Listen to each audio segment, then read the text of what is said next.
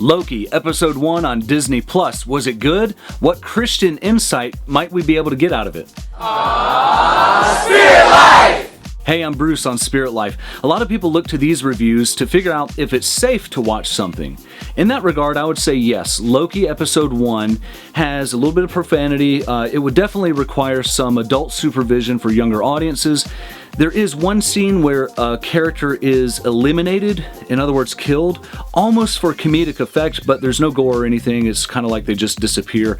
I always get troubled when someone's death is treated for comedic effect. Besides that, the show didn't have anything that was truly and utterly anti-biblical or anything like that. So I would say it's definitely okay to watch with parental supervision. Was it worth watching? Yeah, it was good. I enjoyed it. I like Law & Order. This had a little bit of that vibe, but if you were to place Law & Order back in the 1950s with kind of that Fallout aesthetic, I really liked the production quality. I liked Owen Wilson's character Mobius and how he played off of Tom Hiddleston and the really bombastic Loki, who's just so full of himself.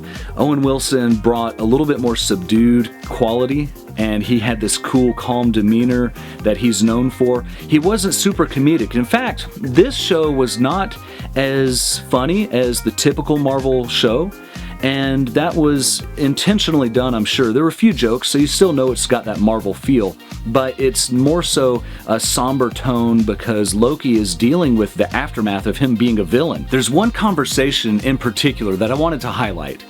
Loki and Mobius are discussing the TVA and their role in reality. The TVA is supposed to be the arbiters of the one true or the one correct timeline. And there's these three beings who are apparently omniscient, and they decide what is the correct timeline. And even though there could be other divergent timelines, other realities where events played out differently, they put an end to those, they stop them before they can really develop, and they keep one stream flowing for all of time.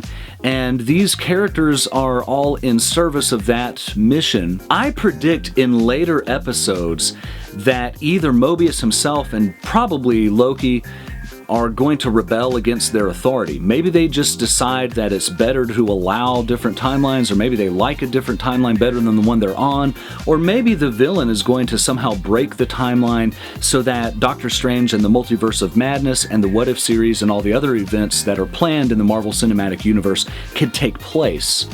But that being said, I don't feel that the presence of these three entities is threatening to a biblical worldview, because in the Marvel Universe there are celestial beings who serve different purposes. None of them are a substitute to the one true God, whom Steve Rogers seems to name in the first Avengers movie.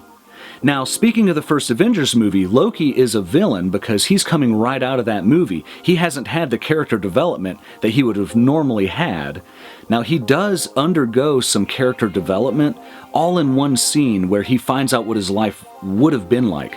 Great acting in that moment.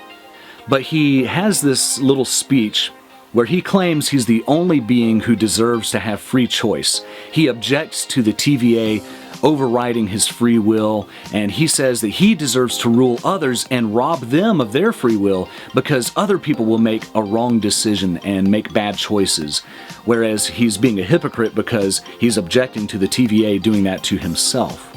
Now, because he's a villain, we can't trust his point of view, but I'm interested to see whether or not we can trust the TVA and their point of view. In reality, there is only one timeline. Biblically speaking, God created this one heavens and earth, not multiple universes where different things played out differently. He gives humanity such free will and such dignity because we're created in His image that He allows us to make permanent decisions.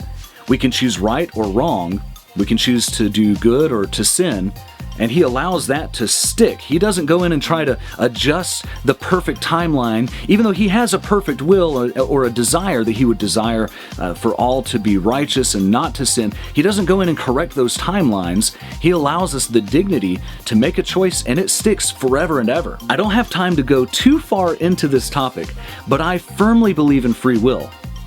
I think that God genuinely gives us a free choice. In His omnipotence, in His power, He's able to give us the ability to make free choices of our own. But He also does know the future. And it's not because he has to look forward into the future to see what's going to happen. And it's also not because he exists in the past and the present and the future. God doesn't exist within time. Time exists within God. God invented time. God created all of reality. What we know, all of reality exists within him. So there's no way he couldn't know what exists or what's going to happen or what already has happened, because all of that exists within him. So for him to know the future does not mean that he determined the future.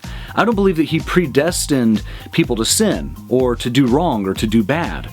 I don't believe that God predestines people to go to hell. I believe he gives people a real and true and actual choice.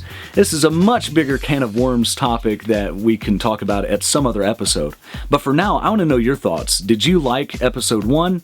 Are you planning to watch the rest of the series?